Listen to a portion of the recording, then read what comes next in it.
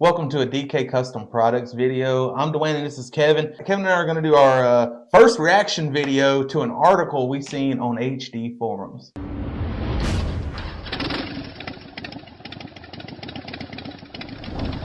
When I saw this article on HD forums, it answered the question, ever wonder why? You ever wonder why people buy 3 or 4 sets of handlebars before they get the right one?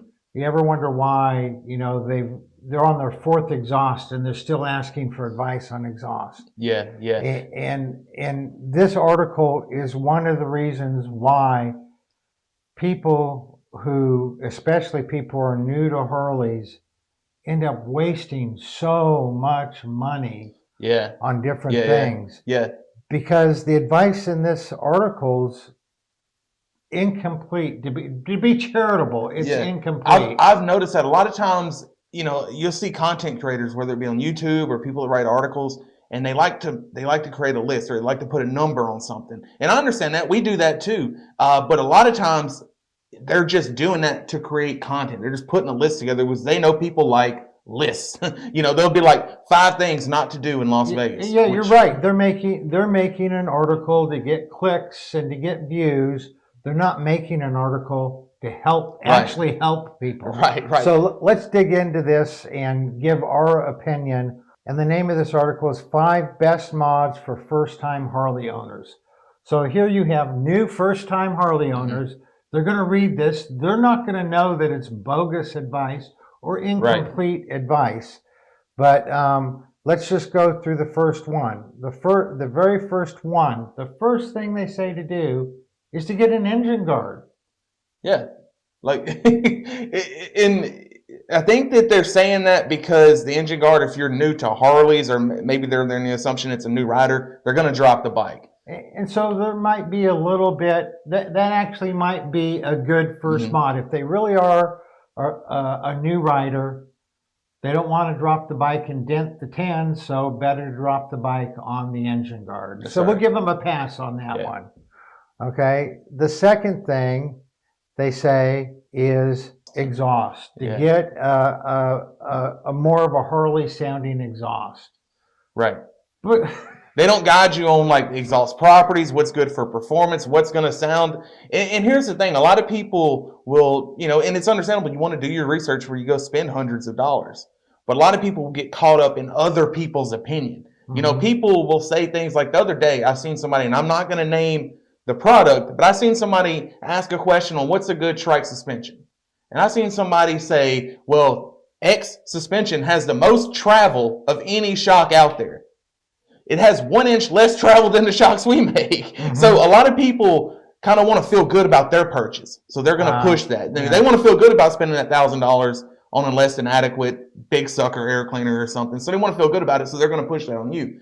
If you do your research, that's not the best. By any measure, it's not going to be the best. So, and everybody's ear is different. We did an entire video, we're going to put up in the corner here, an entire video on what to do before you spend any money on exhaust. That's right. Okay, and how to choose the right exhaust the first time, not the 3rd, 4th, or 5th time. And so, just saying to get exhaust is not going to cut it. No. Watch the video, and that will help you know, what exhaust is going to meet your desires for sound and performance. Right. So that's a fail on their second point. The third point is a seat. Yeah. To be honest, I've out of all the Harleys I've had, I don't know how many. There's only been one Harley where the seat as it came from the factory was comfortable with the addition of a backrest. I added a backrest, and that was on my 2012 Heritage. Yeah, because they had the big saddle-shaped seat, very plush, wide seat. Yeah. So every other seat I've gotten, every other seat I've either put a different seat on it or I've modified the existing seat. Yeah. But it really all comes down to the comfort triangle. And the comfort triangle addresses getting your butt comfortable, your feet comfortable, and your hand grip comfortable for your shoulders and everything. Right. And so in choosing a seat, don't just choose one that looks good, and don't just choose one where the seat feels good without taking into consideration, is it going to let you put your feet where they feel good? Is it going to let you put your hands where you feel good? The three of them go together. Butt placement, foot placement, hand placement all go together. Right. And I don't, in my personal opinion, I don't think there's a seat in the world that can mask how terrible the factory suspension is on a touring or a Dyno or a Sportster model. I don't think there's a seat in the world. So a lot of new Harley riders might think, hey, I need a new seat because I can feel my kidneys in my lungs after riding for just an hour. And that, they don't think I just spent $40,000. There's no way the suspension is that bad. Yeah. I got news for you. It is that bad. Yeah. So a lot of times people will mistake needing a seat for actually needing to upgrade suspension. Right. And another little hint is that many dealerships do have a program where you can go in and borrow a seat for a day or two and ride with it. Make sure you look at the Comfort Triangle written report, where there's a link down below for it, and then there's a video on the Comfort Triangle that we'll put up in the corner here. So you may need a seat, you may not need a seat. The seat may be great, you may just need a backrest. Maybe. Okay? But don't look at a seat as an individual thing. It's part of the foot placement and the hand placement. So the next thing on the list is lighting. So a lot of these bikes, though, he even uses a photo, a stock image with a bike that already came with LED lights. A lot of these new Harleys, they're already dressed out with LEDs. So, I mean, he says, while many will say that loud pipes save lives, the fact of the matter is lighting may actually do more for safety's sake. So, yeah, after all, those in traffic can't see you. They very well could run into you. These days, many new Harley models come with LED lighting from the factory. That isn't the case with the older models, which makes this relatively affordable upgrade a pretty easy one to settle on. Now, this I can agree with him on. Yeah, so, I would agree 100%. See and be seen. See and be seen, that's right. So if you do not have LEDs on your bike now, we'll put a link in the description below to LED bulbs that we carry, headlights, running lights, that kind of thing. If you don't have LED lights, in addition to having your factory lights be LED, whether from the factory or with an aftermarket bulb, also look at the stealth LED lights. Right. They are incredibly bright and do a really good job on helping you be seen. Yeah. So, you've commented more than a few times that I was so far away coming through town. Yeah. Yeah. So there's a few trike owners in our town. Kevin and I both live in the same town, and I can always tell it's Kevin when there's two beaming lights down low, about a foot from the ground, right? About a foot from the ground, just illuminated in broad daylight, and I'm like, that's definitely Kevin, even though he's wearing a full face helmet. So yeah, so just replacing the OEM lighting, that's good, but you really need to supplement it with more up front and in the rear. Yeah. So that's an A+ on that, LED lighting. And then the last thing they talk about are handlebars. Right. And then they show probably the most uncomfortable bars known to man. So again, going back to the Comfort Triangle, it's getting comfortable and being able to ride without your shoulders aching, without just to have a comfortable ride. The more comfortable you are, the safer you're going to be also. Mm-hmm. You're not going to be fidgeting. You're going to be paying attention to what you should be paying attention to, not to that sharp stabbing pain right between your shoulders from the handlebars being wrong. But they don't tell you how to choose the right handlebars. So again, go to the Comfort Triangle. It tells you exactly how to know where your handlebars should be.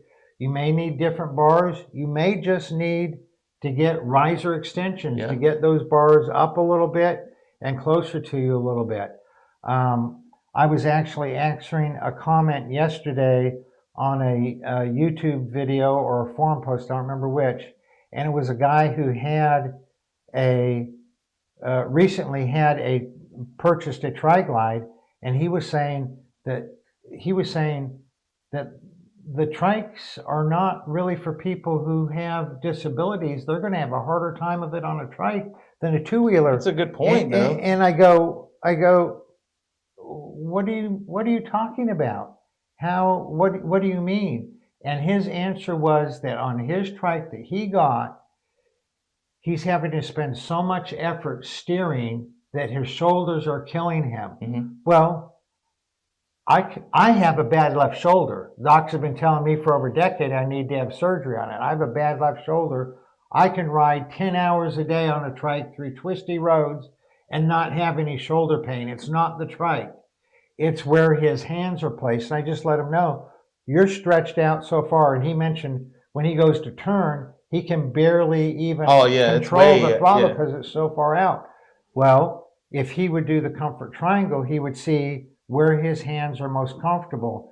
And then, like, my hands are most comfortable right here. When I go to turn, I still have complete control of the throttle, front brake, and if I'm going this way of my clutch, no problem at all. Yeah, so with this list, I think one of them was an A+. That was the lighting. We agree with that wholeheartedly. The rest of them are very vague and, you know, kind of mediocre examples, because here's the thing. A Harley, what Harley? You know what I mean? Like, if you have a water-cooled model, an oil cooler needs to be on this list. If you have an M8 Softail, there's not much room for suspension upgrades. So, you know, that probably wouldn't be in my list. Or if you have an EFI twin cam, a tuner needs to be on that list before an engine guard needs to be on there. So a lot of it depends on which model Harley you have, where there would need to be 5 mods that you would prioritize over the hundreds of mods you can do to these bikes, because they are absolutely customizable. There's so many mods you can do. And I think we actually did a video a while back, first 5 things we would do to a bike. We'll put that up in the corner here. Okay. It was either the first 5 things to do to a bike or 5 things to do to your bike before you upgrade the exhaust. It was something like that, but we'll put that up in the corner. Hey guys, if you like our videos, please subscribe to our channel. It helps us out a lot. It helps other people see our videos, because YouTube makes us more visible. And also, if the video is interesting to you, it's probably interesting to one of your friends. So share the video with your friends. We'd really appreciate that. That's right. We do try our best not to be clickbaity or not. We try to be informative and helpful in our videos. We know we're great at making parts. We're not so great at making these videos. So every time you click that like button, or if you're new to the channel, you subscribe, it helps us out tremendously. And as you help us out, we get better. If you look at our videos from a couple years ago, terrible. terrible. Yeah, They're still not the best, but we're getting better. And we're getting better because of you guys hitting that thumbs up, hitting that notification bell, and subscribing to the channel. Now, if you have any questions at all about any of the parts that we make and make very well, shoot us an email to support@dkcustomproducts.com or give us a call, 662-252-8828. We have an entire customer service team ready to take your call. You all right safe out there?